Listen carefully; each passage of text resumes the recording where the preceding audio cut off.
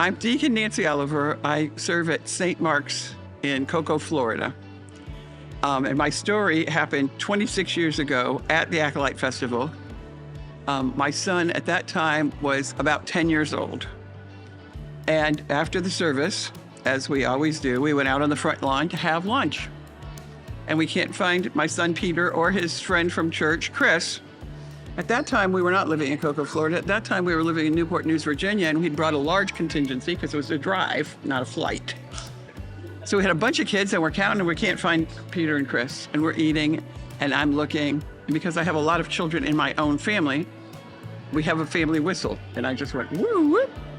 And I don't see them, and they usually come. And I whistled again, and I get a return woo, woo from way up, looking out the window, and both boys are waving their hands. And I'm yelling, they can't hear me. And he's going, because I think it took a minute for lunch to get there, or somebody didn't have the ticket, something, and they decided to go exploring. When I can't find him and I'm doing the family woo whistle, he answers me from, I don't know how many stories up he was, but I'm going, get down here, you get down here. So he did survive. He's working on his doctorate right now, but he didn't fall and I didn't kill him, so it was all good.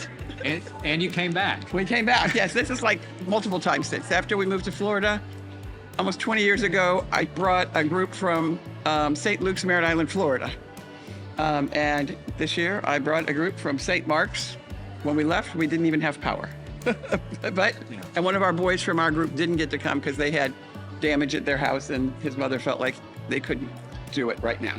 So, yeah, sometimes I do some of the, you have concerts that are good to watch, interesting to watch your concerts. Yeah. And yeah, we watch morning prayer occasionally. The morning prayer services are pretty nice. And you have lots of different people preaching and stuff. You don't have the same one over and over, so. Yeah, try and mix it up. It is. It's definitely mixed up. Definitely mixed up. But it's nice, yeah. I feel very connected, actually. During COVID, we spent a lot of time watching what we were doing. So, you know, as clergy, I was still going to the church, but it was often like me, a priest, somebody who was doing videoing. You know, there was like one lay person, and it was like, and then we'd have drive-by communion where we would run out to the side of the road and people would line up and we'd give them communion into their car. But I would still like to watch your service because it made me feel like there was more of a community. Like, we're all in this. It's the lectionary. I know those readings, you know. It's good. First time, all right. Shoot, I'm going to say 30 years ago, at least 30 years ago. And then I was living in Newport News, initially worshiping Newport News. Then we switched to a church in Yorktown, Virginia. I brought groups from St. Stephen's, Newport News, and from Grace Church, Yorktown, groups here for this festival. I feel very connected to this festival. I really enjoyed the preaching today, talking about having a connection with long-term with this Acolyte Festival. And we actually made a plan last year in July to come here this year for this. And we were saving money. We were parking cars at our church when there were events in town, so people needed parking to raise money. Willie Nelson played at an event around the corner, and we were parking cars in pouring rain, and our church put on a little barbecue in the parish hall for people that same day so that we raised funds to come here. So we've been working on saving money for over a year. So here we are. We made it. I told my husband, he said, you're not going to make it, you're not going to make it. But we're going to go if I have to walk. So we made it. The grand procession, everybody coming from everywhere. And you see people with like fancy umbrellas and different kinds of vestments. And you're going, I think they must be from New Orleans. These people are like, where are they from? You know, like Virgin Islands. Okay, great. I think what I really like is that when our kids come here, they realize that the church is more than the church they go to. This is bigger than St. Mark's in Cocoa. And you can kind of get that like we go visit this church in Merritt Island or Vera or some. When you come here and you see people from all the different states, and from France, and from Virgin Islands, and from Jamaica, you say, we are part of a much bigger body that's not just us. And when you need something, wherever you are, you will find your church, and they will know the same language. They will know who you are. You know, if you say, I'm from this church, they'll know who you are. You know, I'm from St. Mark's, Cocoa. They'll say, oh, well, let's connect you with who we can to help you, which actually happened to me in the past. When my husband and I first got married and we were very young, we traveled across the country.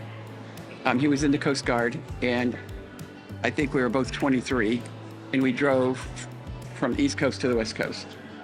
And when we got there, we expected they had, you know, like you arrive and they have some quarters for you so you can get situated. And we expected his check to be there. Only his check hadn't gotten there.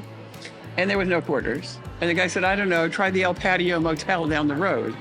And I went, but we have to have money. And we thought it was going to be here. My husband's like, we're going to be sleeping in the car. What's going on? And I, at that point, I said, give me a quarter, because there were payphones then. There were no cell phones. And I went to the payphone booth. I looked up Episcopal churches. Who do you call? I called Church of the Transfiguration. The priest told me how to get there. We got there. He had soup on the stove when we got there. We slept in the parish hall. It was a Saturday night. The next morning, I helped with Sunday school because the teacher called out. And I went home with somebody on the vestry. We went home with them and stayed at their house for a couple of weeks till we could get situated. God will connect you, you know. We adopted a boy from Connecticut. We already had a number of kids. We have 13 kids. They're all adopted. We went to Connecticut to get a deaf son. And when I was going to go up there, they wanted me to stay for 3 or 4 days to kind of get to know the boy. And I'm like, I can't really afford 3 or 4 days at a hotel. That's like, I can't do it. And I called an Episcopal church. They connected me with a family. We stayed at their house. They drove me where I had to go, so I didn't have to rent a car. It's like, okay, God, you got this. So God leads us, guides us, and supports us. But I really like for my kids and the kids from my church to know you're part of a bigger deal. We are all Christians, and we all support each other.